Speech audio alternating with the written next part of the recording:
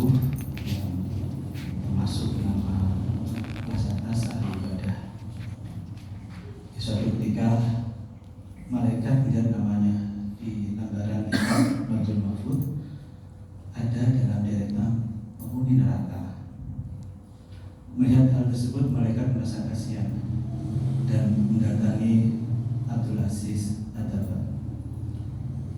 Malaikat berkata, "Wahai Abdul Aziz, untuk apa engkau ibadah sampai segitunya, sedangkan aku lihat namamu di lembaran Lauhul Mahfuz, engkau adalah penghuni neraka.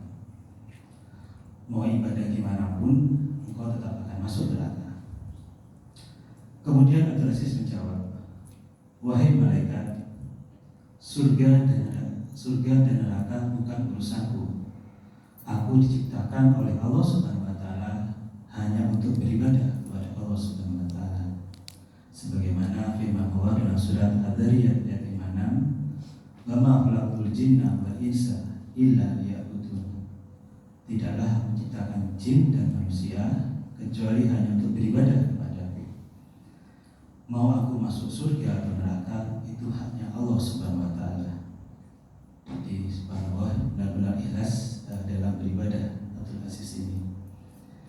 Kemudian malaikat kembali ke Lauhul Mahfuz dan dilihat namanya dirubah oleh Allah Subhanahu wa Ta'ala menjadi penghuni surga. Sebab Allah berhak menetapkan kitabullah. Lantas malaikat kembali menemui Abdul Aziz dan berkata, "Wahai Abdul Aziz, ada kabar gembira.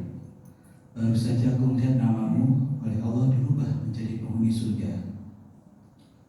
Abdul Aziz menjawab, "Alhamdulillah. Tapi sekali lagi malaikat, surga dan neraka bukan urusanku. Aku beribadah hanya untuk menggapai ridho Allah Subhanahu wa Ta'ala. Kalau Allah ridho, tentulah itulah tujuanku." Malaikat pun takjub dengan keikhlasan Abdul Aziz dalam beribadah dan berkata, "Wahai Abdul Aziz, ikhlasmu inilah yang membuat Allah ridho dan merubah namamu menjadi penghuni surga."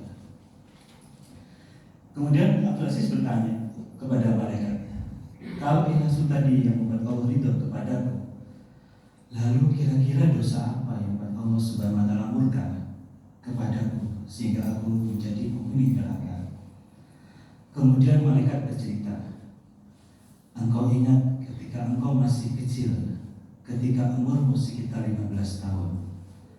Engkau ingat ketika engkau tidur di kamar tidurmu, kemudian engkau mendengar suara langkah kaki ibumu menuju tempat tidurmu untuk menyuruhmu membeli sesuatu di pasar. Karena engkau mendengar suara langkah kaki ibumu menuju kamarmu, lalu engkau pura-pura tidur, padahal engkau sudah bangun, agar engkau tidak disuruh pergi ke pasar oleh ibumu. Kemudian ketika ibumu membuka pintu kamarmu dan melihatmu masih tidur, ibumu merasa kasihan dan tidak jadi menyuruhmu ke pasar. Sebab engkau bohongi ibumu, Allah Subhanahu wa Ta'ala murka dan menjadikan namamu sebagai penghuni neraka." Mendengar cerita malaikat tersebut, Abdul Aziz pun beristighfar, memohon ampun kepada Allah Subhanahu wa Ta'ala. Kemudian sejak kejadian tersebut, Abdul Aziz Ad-Dabbagh di sisa umurnya tidak pernah berceramah kecuali tentang berbakti kepada kedua orang tua. Setiap orang yang datang kepada beliau selalu dinasihatkan untuk berbakti kepada orang tuanya. Mari kita renungkan sejenak, padahal beliau hanya pura-pura tidur karena malas disuruh ibunya ke pasar. Bagaimana yang sampai membentak ibunya? Bagaimana yang sampai memasangkan wajahnya kepada ibunya? Yang mengeraskan suaranya di depan ibunya? Yang sampai tidak memberi nafkah kepada kedua orang tuanya? Dan bahkan yang sampai membuat ibunya menangis. Bagaimana kira-kira nasibnya?